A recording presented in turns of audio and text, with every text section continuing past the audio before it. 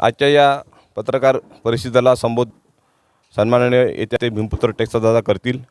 आजच्या पत्रकार परिषदेला बुधवार कृती समितीचे सरचिटणीस अशोकरावजी गायकवाड, धम्मभूमी पुणे जिल्ह्याचे अध्यक्ष सन्माननीय अशोकरावजी सोनवणे, बुधवार कृती समितीचे कोषाध्यक्ष बापूसाहेबजी गायकवाड, धम्मभूमी सुरक्षा समिती देवरूर शहराचे अध्यक्ष सन्माननीय अरुणभाऊजी जगताप, बुधवार कृती समितीचे सन्माननीय सचिव यशवंत बंडोपंत गायकवाड, गंगावणे साहेब असतील, आमचे मामा असतील, या ठिकाणी खांडेकर साहेब पण आमचे धम्मभूमीचे खऱ्या अर्थानं खंत समर्थक आहे। पत्रकार साहेबांचा सगळ्यांचा नामोल्लेख घेतलेला आहे। मी या ठिकाणी थांबतो आणि पुढील दादांना विनंती करतो की आपण सुरू करू। नमो बुद्धाय। सर्व पत्रकार बांधवांचं मनापासून स्वागत। हा 7 तारखेला साजरा करायचा आहे की इथे जेव्हा बाबासाहेब आले होते त्यावेळी त्यांनी असं जाहीर केलं होतं की हा क्षण भारताच्या इतिहासामध्ये सुवर्णाक्षराने लिहिला जाणार आहे। इथं महाविहार करा, इथं धम्मपीठाची निर्मिती करा। तर ते महामानवाचं महास्वप्न आता पूर्णत्वाला जाण्यास सुरुवात झालेली आहे। त्याचा पहिला टप्पा जो आहे तो आपण 7 तारखेला लोकार्पण त्याचं करतो आहे आणि त्या संदर्भात मी आपणासमोर माहिती देतो। कारण की 7 तारखेला राष्ट्रमाता रमाईची जयंती आहे आणि रमाई आजारी असताना बाबासाहेबांना सतत म्हणायचे की मला पंढरपूरला घेऊन जा। तर त्यावेळेस बाबासाहेब म्हणायचे की मी तुझ्यासाठी दुसरी पंढरी उभी करेन। तर खरं ही ऐतिहासिक धम्मभूमी रमाईची दुसरी पंढरी आहे आणि म्हणून आम्ही 7 फेब्रुवारीला घाई गडबडीने आता म्हणजे युद्धपातळीवर काम सुरू आहे आणि 7 तारीख आम्हाला कुठल्या परिस्थितीत गाठायची नाही तर ते 1 वर्ष आम्हाला परत पुढं न्यावं लागलं असतं। म्हणून आम्ही 7 फेब्रुवारीला रमाईच्या जयंतीनिमित्त रमाईच्याच दुसऱ्या पंढरीचं उद्घाटन आपण करत आहोत। आणि आम्हाला आनंदाची गोष्ट ही आहे की ज्या व्यक्तीने ज्यांचं नाव सयाजीराव बंडोपंत गायकवाड, त्यांना आम्ही धम्मभूमीचे अनुवर्तक म्हणतो, ते यासाठी की त्यावेळी बाबासाहेब जेव्हाच आले तेव्हा त्या टीममध्ये ते होतेच, पण बाबासाहेबांनी जे जे काही सांगितलं शब्दनशब्द आपल्या कानाने ऐकून हृदयात साठवून ठेवून ते सतत प्रयत्नशील होते की ह्या महामानवाचं महास्वप्न पूर्ण करण्यासाठी कुणीतरी यावं। आणि म्हणून सुरुवातीला त्यांनी 80 साली बाळासाहेब आंबेडकरांना इथं निमंत्रित केलं। त्यानंतर 91ला रामदास आठवलेंना निमंत्रित केलं आणि मला 91ला माझं नाव त्यांनी वंदनीय भीमशाहीर हरीश गंगाधर चौरेंना सुचवलं की इथला तिढा हा टेक्सास सोडू शकतात। आणि म्हणून माझं नाव सुचवल्यानंतर माझी मीटिंगही झाली। वंदनीय भीमशाहीर हरीश चौरे बघा किती महान माणसं पुढचं पाहतात, म्हणतात जे ना देखे रवी ओ देखे कवी। तर ते म्हणाले की तुम्ही धम्मभूमीच्या कामात लक्ष, त्यावेळेस ऐतिहासिक बुधवार म्हणाले, ऐतिहासिक बुधवाराच्या कामात लक्ष घाला, तुम्हाला यश मिळेल। आता मी म्हणलं मी का लक्ष घालावं आणि मलाच यश का मिळेल?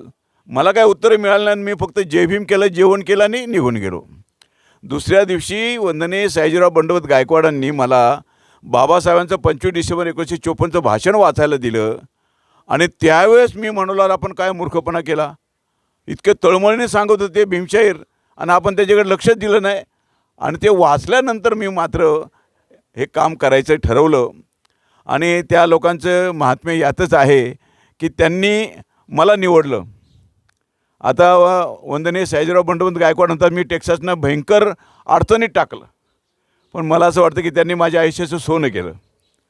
मला इतकी मोठी संधी दिली ना आणि बाबासाहेबांच्या आशीर्वादाने ते संधीचं सोनं होत आहे आणि आमचं त्याच्यात काही नाही, म्हणजे आमचं योगदान काहीच नाही। आम्ही असं समजतो आमच्या खिशातला पैसा आहे बाबासाहेबांच्या मालकीचा आहे, आम्ही जे काय करतो ते बाबासाहेबांचा पैसा, आमचा काय त्यामध्ये नाही आहे।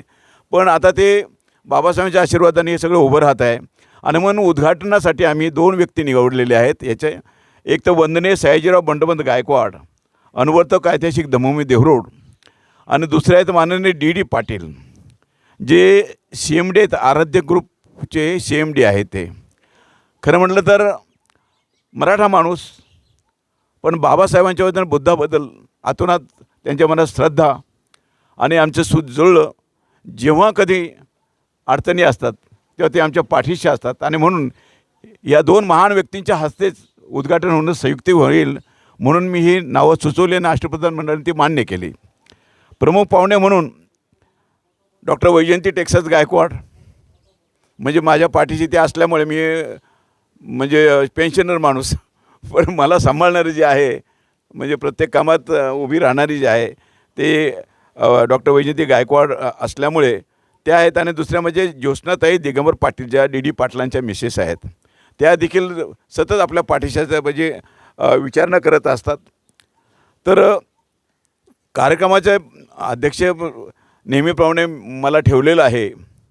मग याच वेळेस आपण काय करतो, धम्मप्रचार केंद्राचं उद्घाटन करत आहोत.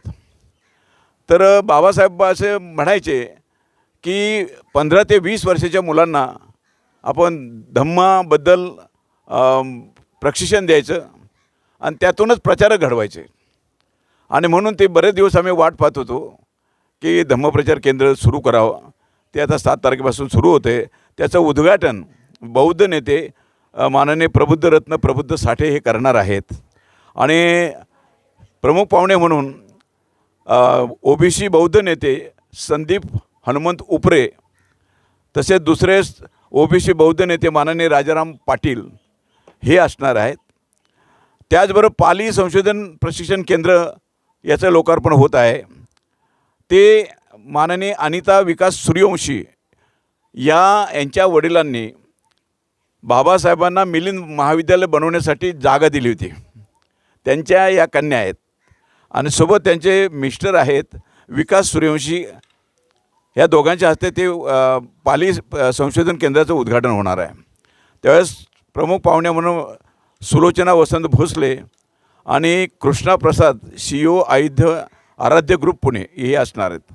तर हा जो कार्यक्रम आहे हा संध्याकाळी 5 वाजता आम्ही सुरू करणार आहोत. उद्घाटन झाल्यानंतर म्हणजे जे मान्यवर आहे ज्यांच्या हस्ते उद्घाटन वगैरे झालं त्यांचं मनोगत होईल आणि त्यानंतर एक भव्य मिरवणूक होणार आहे रमाईची आणि ते झाल्यानंतर भोजनाचा आस्वाद घेतला जाणार आहे. नेहमी बुद्धविहार वगैरे होतात, परंतु बाबासाहेबांच्या संकल्पनेत ते चळवळीचे केंद्र ते होत नाहीत. म्हणून इथं फक्त बुद्धम शरणम गच्छामी करायचं नाही आम्हाला. इथं बाबासाहेबांच्या संकल्पनेने चळवळ राबवायची. इथं अभ्यासिका असणार आहेत. आपले देवरोड परिसरामध्ये जे गरीब पोरं आहेत ज्यांना अभ्यासासाठी जागा असणार नाही असत नाही, त्यांच्यासाठी आपण इथं व्यवस्था करणार आहोत. ज्यांना अभ्यासाचं मार्गदर्शन हवं आहे त्यासाठी मार्गदर्शन केंद्र करणार आहोत आपण. अंधश्रद्धेविरुद्ध म्हणजे चळवळ चालवण्यासाठी इथं अंधश्रद्धेतून मुक्त होण्यासाठी आपण कार्यक्रम ठेवणार आहोत. व्यसनमुक्तीसाठी कार्यक्रम ठेवणार आहोत आणि बेरोजगारांना रोजगार उपलब्ध होईल अशा पद्धतीचे करणार आहोत. त्यातल्या त्यात जी तरुण मुलं भरकटलेली आहेत म्हणजे गुन्हेगारीकडे वळत आहेत, त्यांना जॉब नसल्यामुळे अशा मुलांना ट्रेन करून पोलिसांचं सहाय्य घेऊन त्यांना चांगल्या मार्गाला नेण्याचं आपल्याला काम करावं लागणार आहे. आणि हे सगळ्या जाती धर्माचं असणार आहे. एका जातीसाठी असणार नाही, हे सगळ्या जाती धर्मीय लोकांच्यासाठी ऐतिहासिक धमोमी असणार आहे आणि त्याचा प्रत्यय अल्पावधीतच लोकांना येणार आहेत. तर आपण सर्वांनी मिळून, आपल्या सर्वांना आनंद झालेलाच आहे. आपण सर्व वाट पाहतोच कधी होणार कधी होणार, ते आता झालेलं आहे. याचा आनंद तुम्हा सगळ्यांना आहेत, तो हा आनंद लोकांपर्यंत पोचवा. आणि आपल्या ज्या योजना मी आता सांगितलेल्या आहेत या मुलांच्या कल्याणासाठी जे जे करायचं म्हणजे मुलं आणि मुली यांच्या कल्याणासाठी आपल्याला करायचं, सर्व जाती धर्माच्यासाठी आपल्याला काम करायचं आहे. हा संदेश तुम्ही सर्व दूर पोचवा अशी मी विनंती करतो. आल्याबद्दल आपल्या सर्वांचे आभार मानतो.